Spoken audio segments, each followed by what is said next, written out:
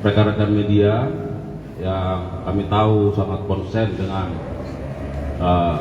perkara ini dan terhadap perkara lain yang ditangani oleh Kejaksaan Agung. Kami sangat berterima kasih atas kehadirannya. Rekan-rekan media, bahwa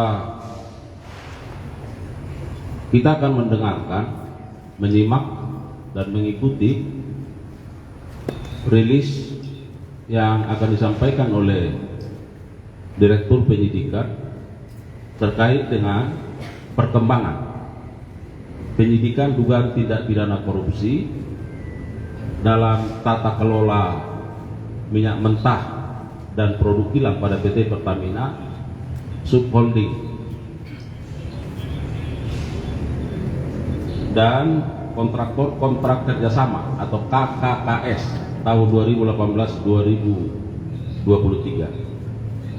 Rekan-rekan media, bahwa kita sudah mengetahui dalam perkara ini sudah ditetapkan dan dilakukan penahanan terhadap 7 orang tersangka.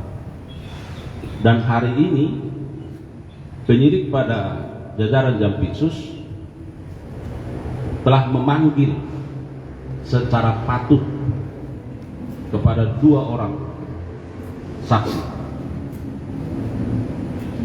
dan ditentukan akan dilakukan pemeriksaan sejak pukul 10 pagi pada hari ini. Tetapi oleh para penyidik, setelah ditunggu pada waktu tertentu bahwa kedua saksi tidak hadir dengan tanpa alasan. Oleh karenanya penyidik berketetapan melakukan pencarian dan ditemukan, lalu oleh penyidik dilakukan tindakan jemput paksa dan membawa ke hadapan penyidik. Oleh karenanya terhadap kedua orang saksi ini dilakukan pemeriksaan secara maraton dalam kapasitasnya sebagai saksi. Dan pada malam hari ini,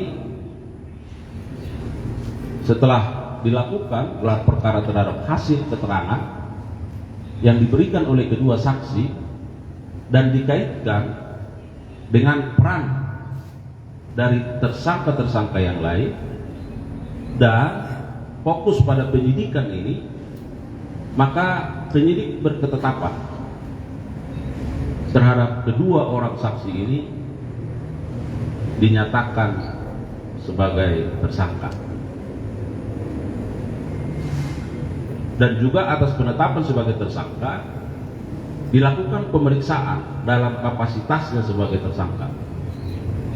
Dan setelah itu penyidik berketetapan melakukan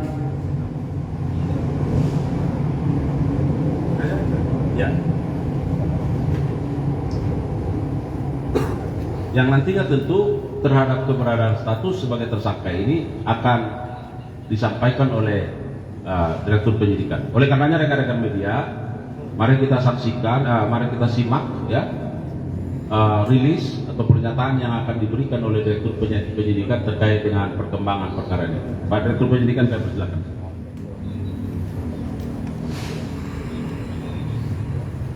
Assalamualaikum warahmatullahi wabarakatuh. Selamat malam yang saya hormati Pak Menkum, jajaran para kasubdit, para direktorat penyidikan, terutama yang saya hormati teman-teman jurnalis yang setia mengikuti konfes pada malam hari ini.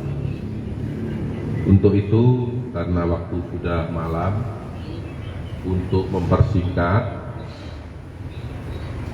bersama ini saya sampaikan perkembangan penyidikan dugaan tindak pidana korupsi dalam tata kelola minyak mentah dan produk kilang pada PT Pertamina Persero subholding, dan kontraktor kontrak kerjasama atau K3S tahun 2018 sampai dengan tahun 2023. Teman-teman jurnalis, kita ketahui bersama bahwa penyidikan perkara ini terus berkembang seiring dengan waktu.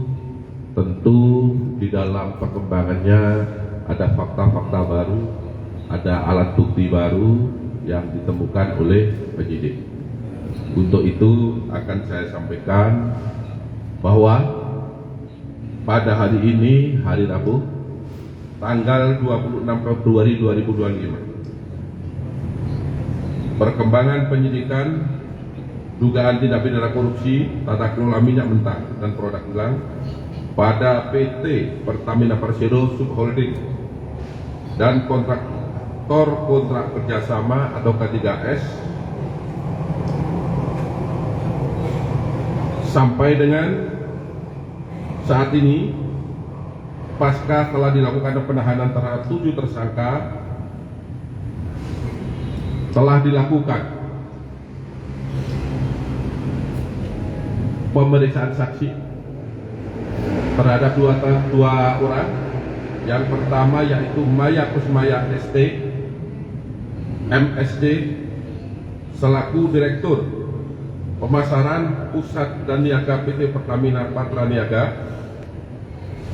Yang kedua, dilakukan pemeriksaan sebagai saksi terhadap tersangka Edward Corner ST selaku FV Trading Operation PT Pertamina Patra Niaga. Kemudian terhadap 2 tersangka tersebut, penyidik telah menemukan bukti yang cukup bahwa kedua tersangka tersebut diduga melakukan tindak pidana bersama-sama dengan 7 tersangka yang kemarin telah kami sampaikan di hadapan teman-teman jurnalis. Terhadap 2 orang tersebut ditetapkan sebagai tersangka berdasarkan surat perintah nomor 19/FD.2/F/02/02/2025 tanggal 26 Februari 2025. Ini untuk tersangka Maya Kusmaya. Sedangkan untuk tersangka Edward Corner ST berdasarkan penetapan tersangka nomor 20/F.2, orang tersebut dinyatakan sehat jasmani dan rohani. Selanjutnya tim penyidik pada malam hari ini melakukan penahanan selama 20 hari ke depan, terhitung sejak tanggal 26 Februari 2025.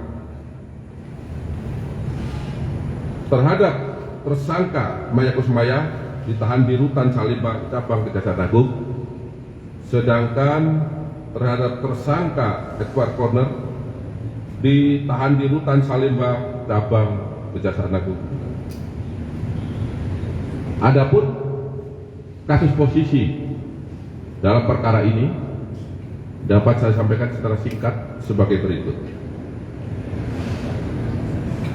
Tersangka MK, saya singkat ya, biar cepat ya, dan tersangka EC atas persetujuan tersangka RS melakukan pembelian RON 90 atau lebih rendah dengan harga RON 92, sehingga menyebabkan pembayaran impor produk kilang dengan harga tinggi dan tidak sesuai dengan kualitas barang.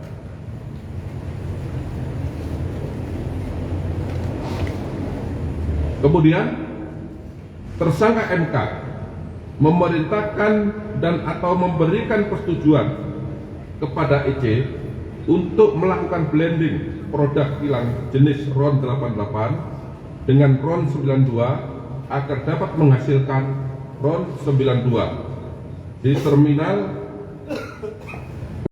Merak milik tersangka MKAR dan tersangka GRJ atau yang dijual dengan harga RON 92.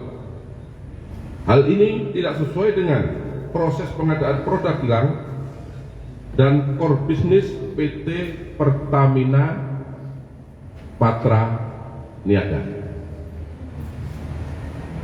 Tersangka MK dan EC melakukan pembayaran impor produk kilang yang seharusnya dapat menggunakan metode term atau pemilihan langsung dalam waktu jangka panjang sehingga diperoleh harga yang wajar, tetapi dalam pelaksanaannya menggunakan metode spot atau penunjukan langsung harga yang berlaku saat itu, sehingga PT Pertamina Patra Niaga membayar impor produk kilang dengan harga yang tinggi kepada mitra usaha atau BEM. Selanjutnya, tersangka MK dan tersangka EC mengetahui dan menyetujui adanya markup kontrak shipping atau pengiriman yang dilakukan oleh tersangka YF selaku Direktur Utama PT Pertamina International Shipping, sehingga PT Pertamina Patra Niaga mengeluarkan fee sebesar 13% sampai dengan 15% secara melawan hukum, dan fee tersebut diberikan kepada tersangka MKAR selaku beneficial owner PT Navigator Katulistiwa dan tersangka DW selaku komisaris PT Navigator Katulistiwa. Akibat perbuatan tersangka MK dan tersangka EC bersama-sama dengan tersangka RS, tersangka SDS, tersangka YF, tersangka AP, tersangka MKAR, tersangka Dewi yang bersumber dari komponen sebagaimana yang telah disebutkan beberapa waktu yang lalu. Itu ada 5 komponen ya, saya rasa teman-teman masih ingat. Perbuatan para tersangka bertentangan dengan Peraturan Menteri BUMN Nomor Per garis datar 15 garis miring MBU garis miring 2012 tentang perubahan atas Peraturan Menteri BUMN Nomor Per garis datar 05 garis miring MBU garis miring 2008 tentang pedoman umum pelaksanaan pengadaan barang dan jasa badan usaha milik negara.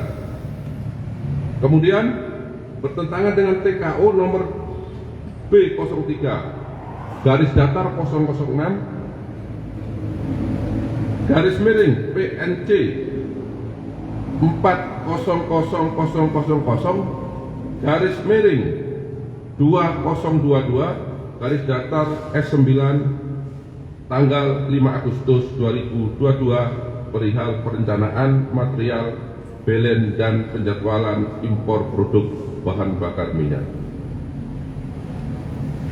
Perbuatan para tersangka melanggar ketentuan pasal 2 ayat 1 atau pasal 3 junto pasal 18 Undang-Undang Nomor 31 Tahun 1999 sebagaimana diubah dengan Undang-Undang Nomor 20 Tahun 2001 tentang pemberantasan tindak pidana korupsi junto pasal 55 ayat 1 ke 1 Kitab Undang-Undang Hukum Pidana. Saya rasa itu yang dapat saya sampaikan. Apabila ada kata-kata yang keliru, kata-kata yang kurang jelas, saya mohon maaf. Wabillahi taufiq wal hidayah. Wassalamualaikum warahmatullahi wabarakatuh. Waalaikumsalam warahmatullahi wabarakatuh. Terima kasih untuk Pak Direktur Penyidikan pada Jampitsus. Barangkali rekan-rekan media itu tadi yang rincian sudah disampaikan perkembangannya, sehingga untuk kita ikuti bersama hingga saat ini ada 9 orang ya, tersangka dalam perkara ini, dan semua tersangka dilakukan penahanan. Saya kira sudah sangat runut ya, tapi manakala ada 1-2 pertanyaan sebagai penegasan, silakan.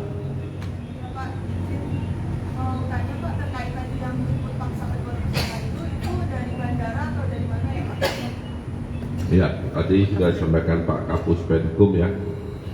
Jadi dua tersangka itu kita panggil dengan patut jam 10.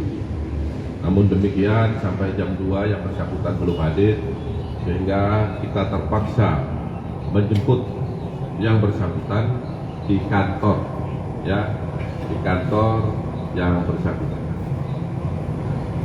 Cukup ya? Silakan. Mas yang baju putih. Konfirmasi Pak, Pertamina bantah kalau BBM yang menjual ke masyarakat itu BBM oplosan. Tanggapannya gimana? Apa sempat ada BBM oplosan pas 2018 sampai 2023? Yang kedua, untuk mantan komisaris utama Pertamina, Ahok udah diperiksa atau belum? Atau nanti bakal diperiksa ya? Terima kasih. Ya, saya jawab dari belakang ya. Jadi siapapun yang terlibat dalam perkara ini, baik berdasarkan keterangan saksi maupun berdasarkan dokumen atau alat bukti yang lain, pasti akan kita panggil untuk dimintai keterangan. Siapapun, yang pertama.